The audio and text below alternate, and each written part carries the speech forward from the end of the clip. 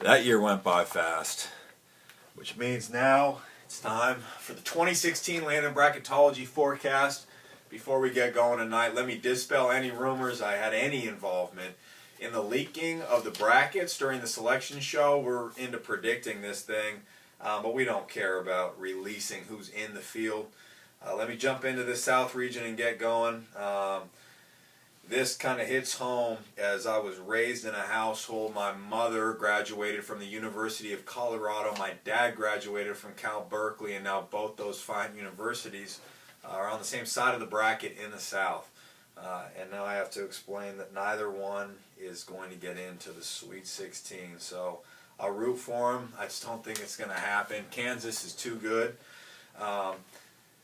Cal's really talented. My concern about them is their age. I think that they're really young, and their experience will catch up to them when they play a Maryland team in the second round that's super talented, but also has some veteran leadership, tournament experience, and they're kind of run by Melo Trimble, who is one of the best players in the entire tournament.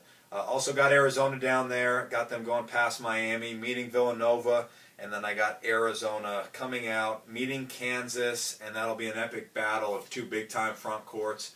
Big boy basketball. Landon Lucas and Perry Ellis will face off with Tarzewski and Ryan Anderson, and that'll be a great game. I got Kansas coming out of the South region into the Final Four. Let's go over to the West. Oregon's been a really fun team for people to kind of check out as the conference tournaments unfolded. The Pac-12, looking back now, was a really good league. I think that during the year, everybody was saying the Pac-12 was down. I think that it was really deep. Now, I got them over Cincy in the second round. Seems like Baylor and Duke play almost like every other year in the tournament. Got Duke coming out of that game again. Setting up an Oregon and Duke matchup. I like Oregon a lot. I think it's really fun to watch them play. They're also somewhat young, especially in terms of tournament experience.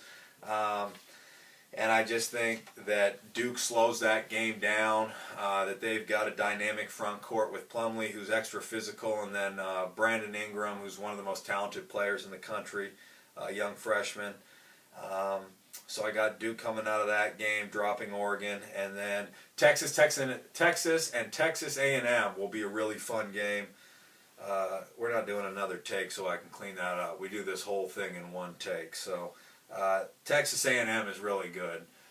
I think that Texas is one that you could look at. Nobody would blame you. Shaka kind of burst out onto the scene a couple years ago during March Madness. Guess that's a few years ago now. He's got that experience. I think that his team will be comfortable in the moment. I got Texas A&M coming out. I'm just saying I wouldn't fault you if you went with Texas. Who's the 6th seed is kind of an upset. And then Oklahoma, a shout out to Wayne Tinkle and Oregon State. They've got it going down there. And they're back in the tournament, which is really cool. I got Oklahoma going past them. Meeting Texas A&M, and then meeting up with Duke. That Oklahoma-Duke game will be awesome. Obviously, Oklahoma's led by Buddy Hield, who obviously I covered a year ago in this bracketology forecast, and I was talking about him being from the Bahamas and kind of a unique character, and why his nickname is Buddy before mainstream media picked up on that one. But it's not just about him this year. Isaiah Cousins is really good. The freshman Christian James is really good. I like their front court. I like Spangler.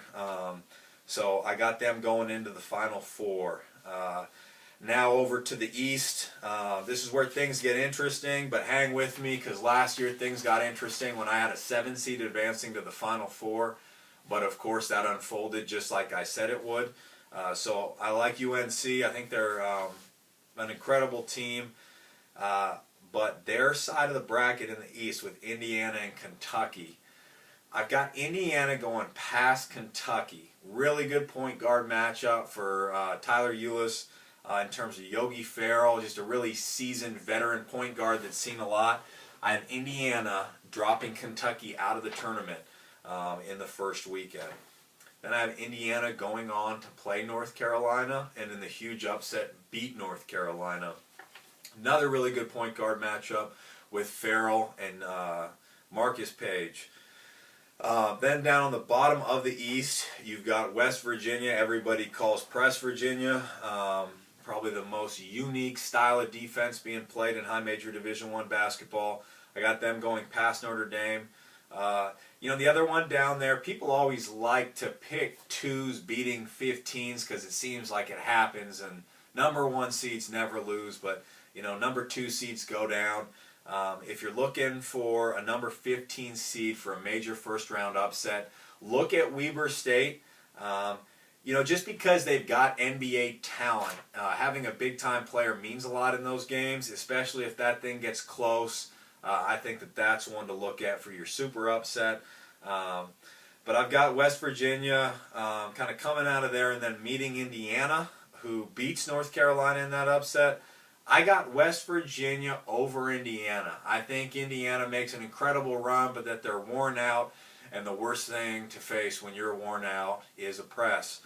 So I have West Virginia advancing out of the East into the Final Four. So now we're down to the Midwest final region. Virginia with the number 1 overall seed. A lot of people are cheering for Tubby Smith, Texas Tech. Purdue's really, really good. Iowa State, I spoke for last year, and then they had to go and lose to Alabama Birmingham. So no love for them this year. We do have a memory. So I got Purdue facing Virginia, Virginia winning that game. And then here's another upset scenario to look at.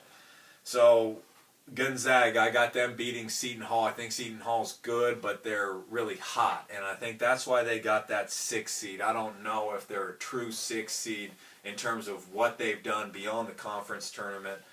So I got Gonzaga beating them and then facing Utah. Now, Utah's a 3 seed. Really, really good team. And they've got Jakob Poeltl, big 7-footer. That's an NBA prospect, Pac-12 Player of the Year.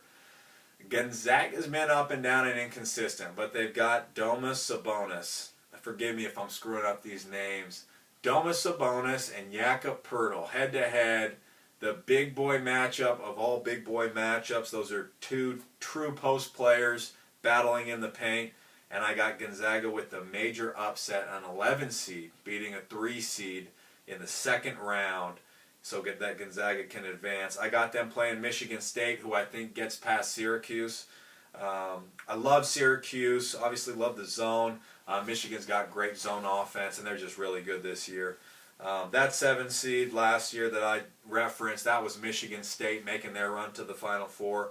So I'm going to stay loyal to Izzo. I got them going past Gonzaga, meeting Virginia.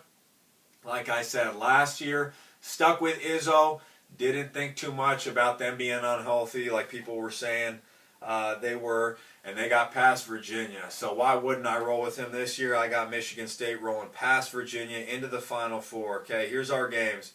Oklahoma and Kansas, a rematch of the best game of the 2015-16 season in NCAA Division I basketball. I've got Kansas coming out of that one. I think that Oklahoma's a little hungover after a major tournament win against Duke, and that Kansas is just the more seasoned tournament team. Michigan State, West Virginia, this one's tough. I think, West Virginia's a great team. I think that Michigan State's going to hijack the tempo of that game, kind of drag them into the half court, and expose the lack of shooting that West Virginia has.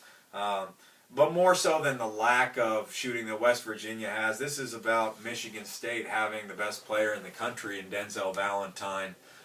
He's a winner. He's tough. He's played through injury this year. He's got tournament experience. He's been to the Final Four. He'll feel comfortable in these moments.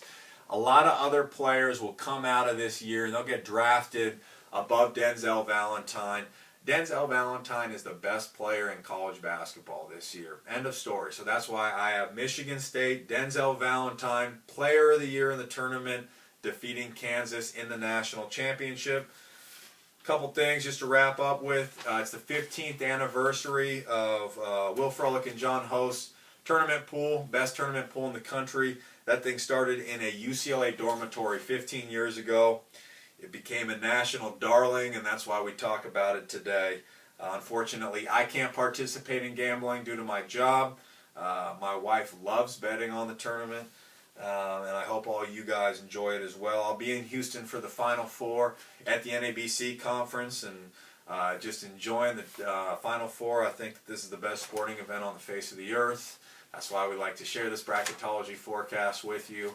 I will be back in 2017, but please, this year, fill out a bracket, enjoy the tournament, and good luck in your pool.